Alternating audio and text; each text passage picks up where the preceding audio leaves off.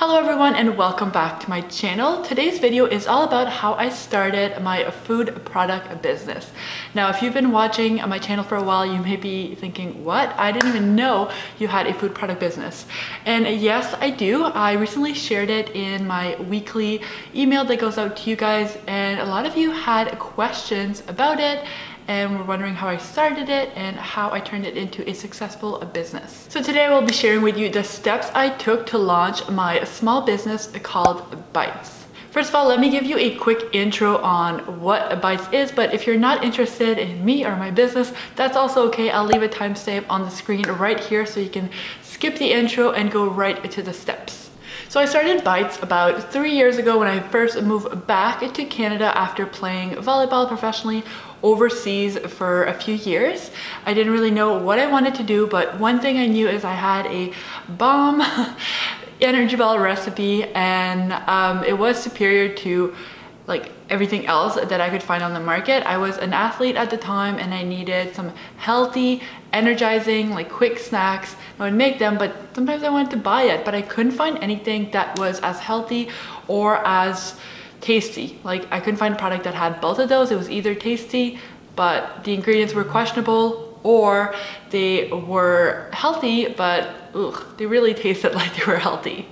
So I decided to start my own energy ball business, and essentially I kind of stayed true to what I believe in. All of my ingredients are clean, they are minimal. All the energy balls are gluten-free, they're dairy-free, they are vegan, and most of my flavors are also paleo friendly. I have 6 different flavors. I've definitely tweaked the flavors over time to kind of have the 6 flavors we have now, but yeah, we've always had 6 flavors, and again, the ingredients are just so minimal. Each energy ball has about 3 to 4 ingredients, so it's just nice and simple and truly delicious. Okay, I could go on and on about Bites, but the purpose of this video is to explain to you how I launched a food product business, so I'm gonna get into that. But if you want to know more about Bites, I'll leave our Instagram handle and the website down below so you can check it out. Okay, so this video has 5 steps. Step 1 being the idea. Okay, so there's 2 ways you can go about this. You either already have an idea, like you have a recipe, whether it's a recipe you've had in your family forever, a recipe you created, a recipe that you just really like, and you'd like to turn that recipe into a business. The other option is you may just want a food product business, but you don't know what your product is going to be yet. So both totally work. At the end of the day, obviously you need to have an idea. So if you start with the idea, awesome, you have step 1 completed. If you don't have an idea yet, that is the first step. You need to figure out what you want to sell and kind of get in the kitchen and testing recipes. As I mentioned earlier, I started with a recipe. So I already had these recipes that I was making, and I was like, okay, these are really good. I cannot find anything in stores that is as good as this. I feel that way. People that were tasting my energy balls felt that way. So that was my idea.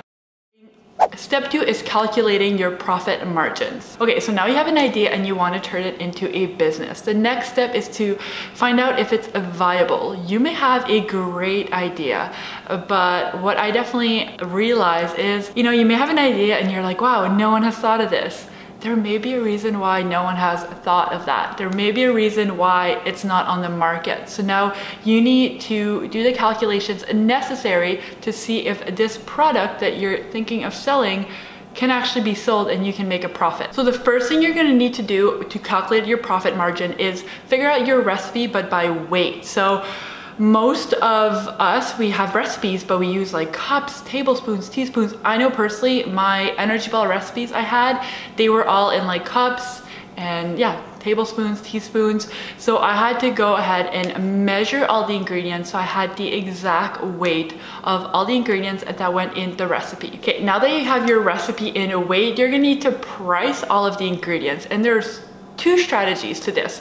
The first, and the like lower risk one, is that you buy small quantities right off the bat. So you buy small quantities, it's gonna cost you more, the ingredients are gonna be more expensive, but the overall purchase is probably gonna be less because you don't have to buy like kilos and kilos of whatever the ingredient is, let's say flour. And on top of that, you're not going to be sitting on a ton of inventory.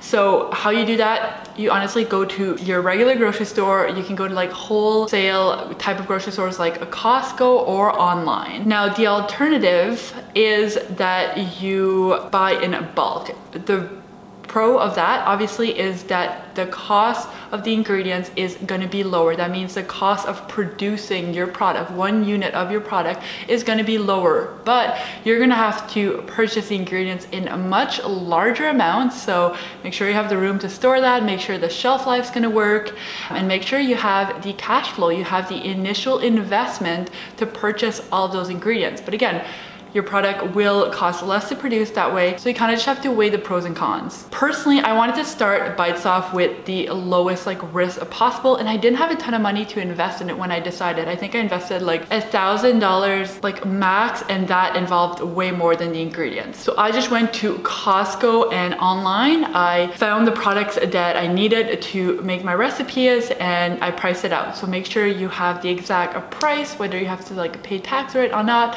and then that plus your recipe, you'll be able to calculate your profit margin on your product. Now, I wish I could say that that's the only cost that is in your like profit margin, but it's not. If you're selling a food product, you most likely need packaging. Packaging is going to be different from one product to another. It really depends on your product. If you're completely unsure of what you want for packaging for your product, do a quick Google. Like if you're selling crackers, just Google like packaging for crackers. See what's out there, look at your competitors, what are they using? You can really gain a lot of insight from looking at what your competitors are doing. If you think like doing something in like a glass jar and something, there may be a reason why people are not selling like in glass for like crackers, for example, because plastic and paper is cheaper, it's lighter, all that kind of stuff, right? So a few things to consider when it comes to packaging is, again, I just mentioned it, the cost. So things like glass is going to be more expensive than a paper or plastic. The second one is a shelf life. Depending on the shelf life of your product, what do you need? Do you need a packaging that lets air in? Do you need it to be completely airtight? Do you need it to be protected from like UV, so like just the lights when it's sitting in a store on like the shelf? That means you would need that foil lining in there. So there's a few things to consider there. And then the third one is a shipping. So the weight of your packaging. So when you get a shipping quote, it's based on the weight of your entire package. So obviously your packaging is included there. So again, if you're doing like a glass jar instead of plastic, paper, something like that, it's going to cost you more to ship. Personally, packaging was one of the most challenging parts of launching Bites. I had an idea of how I wanted the packaging to be, and once I started doing the research, I discovered that I needed a machine that was about $40,000 Canadian dollars, and that's just like the base of it. Like it goes, as you want like more things on the machine, it only goes higher. And as I just said, I was trying to do that the most like budget friendly possible with like my $1,000. So clearly that was not in the budget. So I had to pivot a little bit and be a bit more like, I guess, open to other ideas. So what I ended up doing, like at first I wanted to sell my energy balls individually. So I wanted them wrapped individually, kind of like a bar. But what I found is that a lot of people were purchasing by the 6 or 12 anyway. So I ended up going with a container like this, which has 6. I actually have one here that is full. So I have 6 energy balls in here, and that's what I went with because this was easier to source. It was a little bit more affordable because I didn't need that $40,000 machine. I can just seal that on my own, and yeah, it works. It does the trick. I did later find an alternative so that I could sell them individually, and I did that for a while.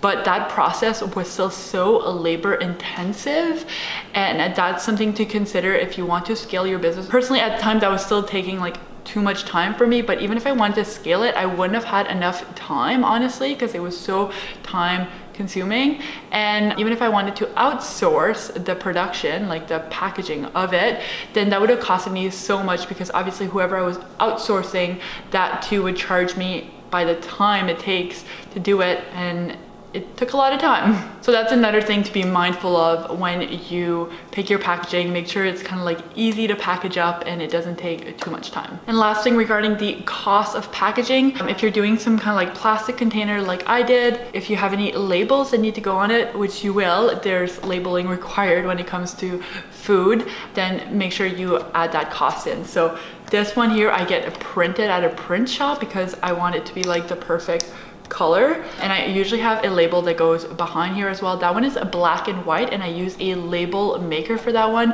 Honestly, if you can use a label maker or label like printer to do your labels, I highly recommend it. It is much more affordable. I use this little printer that I really like. I'll link it down below so you can check it out, but it is really, really great and I love it. For the bottom, again, I'm really picky with all my colors, like the true color for this flavor to come out. So I don't think it would be as good on the printer, but black and white, it's great. Okay, so that's it. Once you have the cost of your product, the cost of packaging, everything that is included in packaging, don't forget, like if you are delivering these energy balls to someone, you're gonna need some kind of like packaging to put it in. So you may need a paper bag, or if you are shipping it, you may need a box. So all those things, you need to calculate the cost of that, because I know it doesn't seem like much, but this bag, 75 cents. Just unless you're buying like ridiculous amounts. And again, like I am a small business, so I don't buy in large amounts. I just buy enough and that's it. So yeah, this is, I think, around like 60, 70 cents as well. So it adds up. Yeah, then you have your profit margin. You know if your idea is viable or not.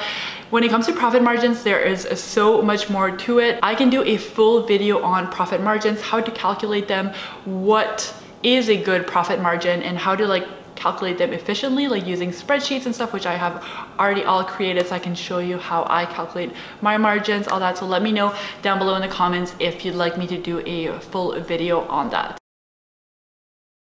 Okay, step 3 is making it official. So you have your idea, you figured out that your idea is viable, it's gonna work out, but you're not actually a business until you are, well, legally a business. So it's time to register your business, and this is gonna look different depending on the state and province you're in or your country. I would recommend just doing a quick Google. Obviously, I don't know the process for every state or province in North America or even in the world, but just do a quick Google. Type in how to register a business in your state, and then you're gonna get some information there, and it's fairly straightforward in Nova Scotia. Like that's how I started. I just Googled how to start a business in Nova Scotia or how to register a business in Nova Scotia, and it was fairly simple. I just had to submit a name search. So the name of my business, they search it to make sure that it is available, and once you are approved for that, then you can register that name, and that's essentially your business registered. I think that whole process costed around $60 or maybe one, because you have to pay for the name search and then the registration, but it isn't too expensive. And I forgot to mention, that's a sole proprietorship. So there's different types of businesses you can register. I started off as a sole proprietor, and then later on I incorporated the company. Before I keep going here, I want to mention that I am not a lawyer, and I did consult a lawyer and work with a lawyer to incorporate my company. So I highly recommend you do that. If you're interested in knowing more about it, definitely talk to a lawyer. Personally, I did it for a few reasons.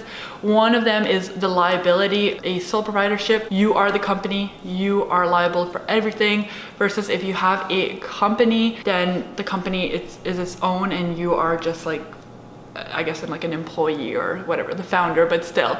So that was just one way to like make sure I protect myself. Of course, nothing's probably gonna happen, but I like to be safe, especially when it comes to a product that people put in their mouth, you know? Okay, so while you're making things illegal, look into any licenses you need. You may need a food permit to like produce food in your, again, province or state and sell it.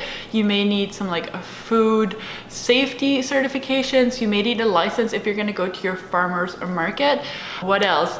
Insurance. You will most likely want insurance, so look into that. So make everything, like all the logistics behind your business, like do it all at once. I know it's not as fun as like getting in the kitchen and creating a recipe or picking your colors for your branding, but trust me, it is very important you do that, and it is the foundation to your business.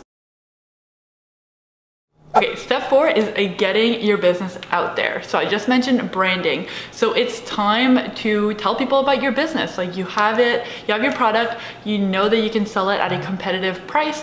It's official, you are legally a business. So it's time to tell everyone. So what you're gonna do at first is design your brand. So when I started, I was like, okay, I'm not a graphic designer. There's no way that I can, get a logo going, color palettes, fonts. So I looked into hiring a graphic designer.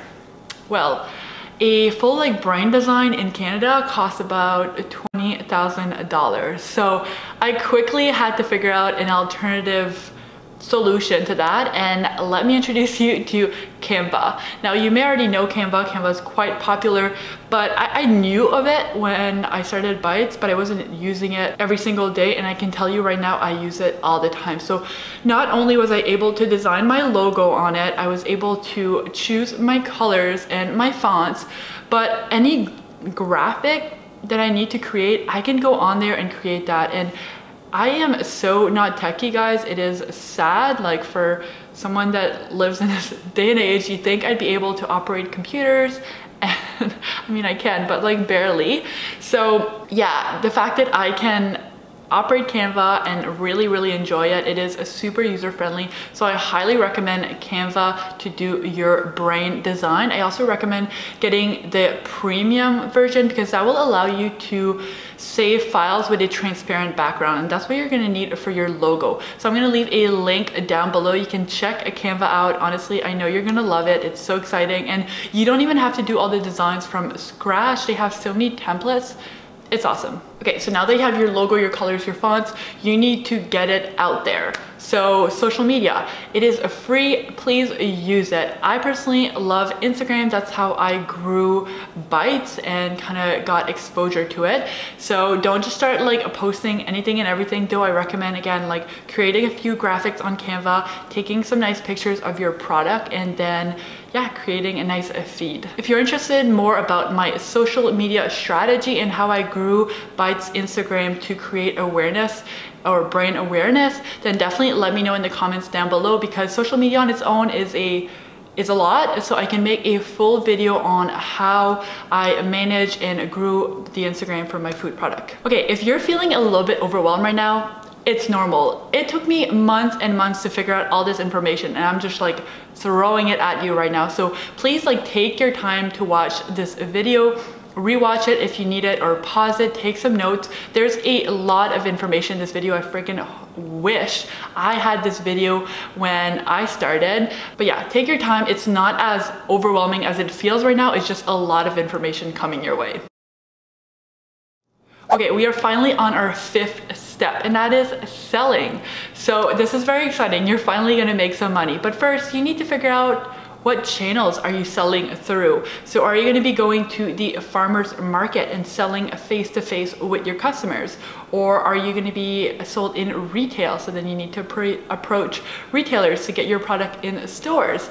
Or are you gonna be selling online, e-commerce, so via your website? I'm a big fan of starting at a farmer's market. It is super low cost, and on top of that, it gets you right in front of your customers right away. So from day one, I was in front of my customers, I was interacting with them, I was getting direct feedback, I was making a connection with my customers.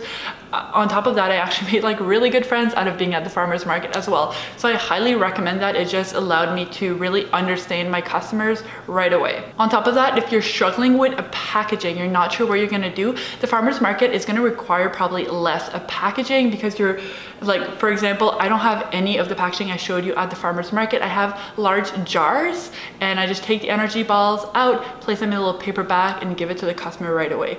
So, and some people use napkins and stuff like that, so you can definitely get away with less packaging, and it's also going to be less of a cost to you. Now, once I proved my concept at the market, I did go into retail. So there's 2 ways to do that. You either approach the retailers, so you just contact stores, local stores. I recommend starting with little stores. So for example, my product is a health food product, so you would want to contact some health food stores in your region, and you request to speak to the grocery manager, and then you can set up a meeting and pitch your product. Or maybe they're going to reach out to you, and I was really lucky. That's what happened to Bites. And there's two reasons why that happened. So the first is word of mouth. People really like Bites, so they would go in stores and ask for the product, and then after a while, when that kept happening, obviously the store was like, okay, we need to carry this product. I also had a grocery manager contact me once and said that his friend had told him like, okay, you need to carry this product, it's awesome. So that was really helpful. And then the second one is social media. Again, you can really use social media to your advantage and grow your business through it. If you are on, well, when you're on social media, because you definitely want to do it, make sure you follow those stores that you would like to be in and engage with them, and they're gonna see you, they're gonna see you're doing well, so they may reach out to you via social media or kind of message you there and ask for an email. The e-commerce side of everything came later for me. Honestly, I wasn't using it for a very long time because the market and retail just worked for me, but with COVID, everything kind of changed and the market was no longer like my best option. So then I went ahead and designed a website where my customers could go purchase the energy balls. They can select like a pickup, they can select local delivery because most of my customers are local, but I do also offer Canada-wide shipping now, which is like brand new. Do not get overwhelmed when it comes to creating a website. I highly recommend using a Shopify. It is made for selling things, shop. So it is like so easy, again, so user-friendly. You can set up your shop in like no time, and everything is kind of already integrated, and it's set up so that you can sell stuff. So it's very easy to navigate. I will leave a link for Shopify down in my description box as well. You can sign up for a free 14-day trial. You can set up your whole website in that time, and then when you're ready to start selling, you'll just have to choose a plan. I just went with the basic plan. I believe it's like about $30 Canadian dollars a month, and that is like plenty. That's everything. It like offers everything I need, so you don't need to have like the extra, like the premium and all that stuff. Okay, this video was so long, or it feels very long. I feel like I left out so much because that's just the reality of the situation. There is so much that goes into creating a small business, but don't let that scare you because it is also so exciting and rewarding. So I definitely want to make more videos about this because it is truly like one of my passions. I really enjoy it, and I have learned a ton. So if I can save you guys some time and money, awesome. So let me know if you want me to clarify anything I mentioned in today's video. Just let me know in the description box and I'll answer your question. Or if you want me to make a full video on a specific topic, I can also do that. I really appreciate if you choose to shop through the links I put in my description box. So again, there's going to be the label printer, which saves me a ton of money when it comes to my packaging. And then there's Canva, Shopify, so many like good user-friendly platforms that make like people like me that are not techie at all just like feel like I can do this. I really hope you enjoyed this video. If you did, please give it a thumbs up. It just supports my channel, and subscribe because I really want to do more sit down videos like this, but also kind of like behind the scenes of a food entrepreneur. Thank you so much for watching this video. I hope you have a beautiful day, and I'll see you in the next one. Bye.